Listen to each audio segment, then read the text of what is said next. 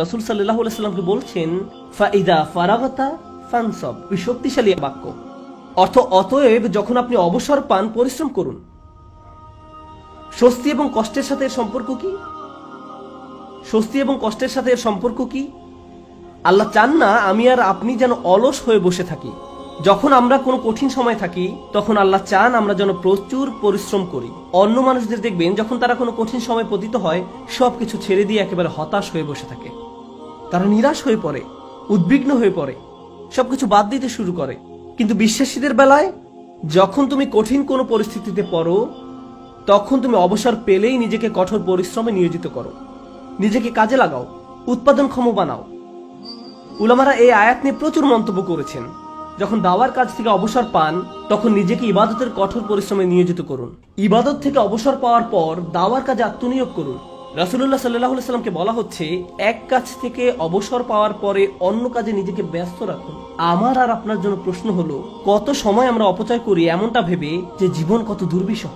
অলস হয়ে বসে থাকি, কিছুই করি না, নিজের মনকে নেতিবাচক চিন্তায় ডুবিয়ে রাখি, সম্পূর্ণ অকার্যকর আর অকর্মণ্য হয়ে বসে থাকি।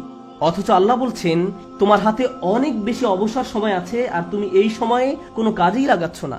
যখন আপনি নিজেকে কোনো পরিশ্রমে নিয়োজিত না করেন তার মানে আপনি কষ্টকে জেতার সুযোগ দিচ্ছেন।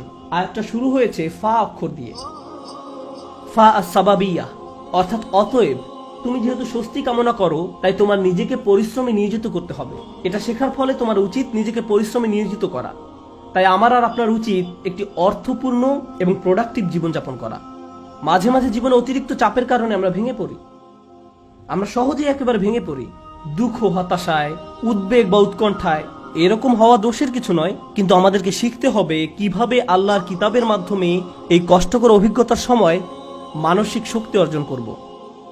রাসূলুল্লাহ সাল্লাল্লাহু আলাইহি সাল্লাম যেসব কাজে নিজেকে ব্যস্ত রাখতেন তা ছিল দুই রকমের।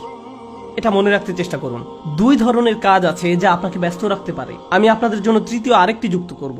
রাসূলুল্লাহ সাল্লাল্লাহু আলাইহি সাল্লাম হয় এমন কোনো কাজে নিজেকে ব্যস্ত রাখতেন যাতে আল্লাহকে খুশি করত, অথবা তিনি এমন কোনো কাজে ব্যস্ত থাকতেন যা আল্লাহর কোনো সৃষ্টির উপকার করত।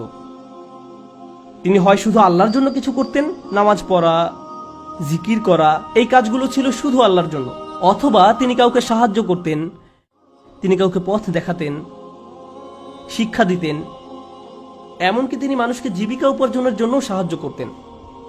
এভাবে তিনি অন্য মানুষদের সব ধরনের সাহায্য করতেন।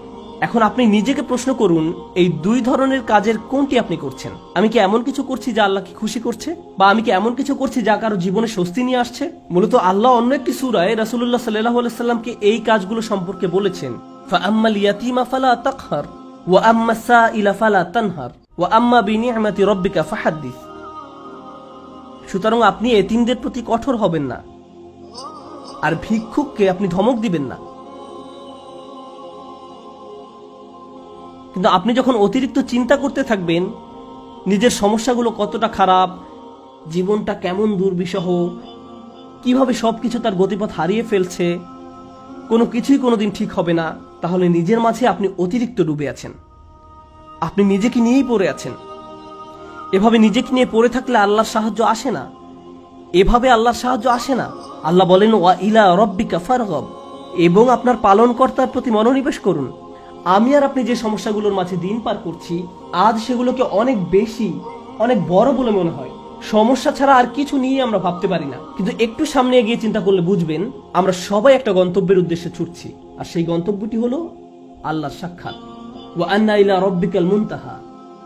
যদি এই ব্যাপারটা ভুলে যান যে আপনি একটি রেলগাড়ির ভিতরে আছেন, বুঝতে পারেন বা না পারেন আপনি আল্লাহর দিকে ছুটে চলছেন, আপনি কিন্তু নিশ্চলভাবে দাঁড়ানো অবস্থায় নেই। আপনার সমস্যাটি জীবন থামিয়ে দেয়নি, জীবন এখনো এগিয়ে চলছে। আমার আপনার আল্লাহর সাথে দেখা হবেই।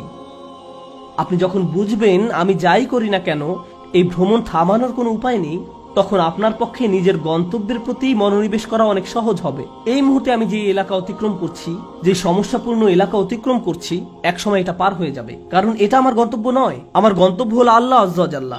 এভাবে নিজের মাথায় একটা চিত্র তৈরি করুন। মনে করুন একটি পথ দিয়ে কোথাও যাচ্ছেন, আর পথিমধ্যে কোনো জায়গায় প্রচন্ড দুর্গন্ধ নাকে এসে লাগলো। যদি চলতে থাকেন গন্ধটা একসময় চলে যাবে, এটা সব সময় আপনার সাথে থাকবে না। চলতে থাকলে একসময় ভালো একটা জায়গায় এসে উপনীত হবেন। আপনাকে হয়তো ভয়ঙ্কর কোনো অঞ্চলও অতিক্রম করতে হতে পারে, আপনি চলতে থাকলে ওই অঞ্চলও পার হয়ে যাবেন। জীবনটা এমনই, আমাদেরকেও এভাবে জীবনের সমস্যাগুলো অতিক্রম করে যেতে হবে। আর আল্লাহ আজ্জা ওয়া জাল্লা বলছেন, আপনার আমার জীবনের প্রতিটি ভ্রমণেরই একটি উদ্দেশ্য আছে। আমাদের নিজেদের শুধু একটি প্রশ্ন করতে হবে, আমরা কি পরিশ্রম করছি? দিন শেষে আমরা কি করছি?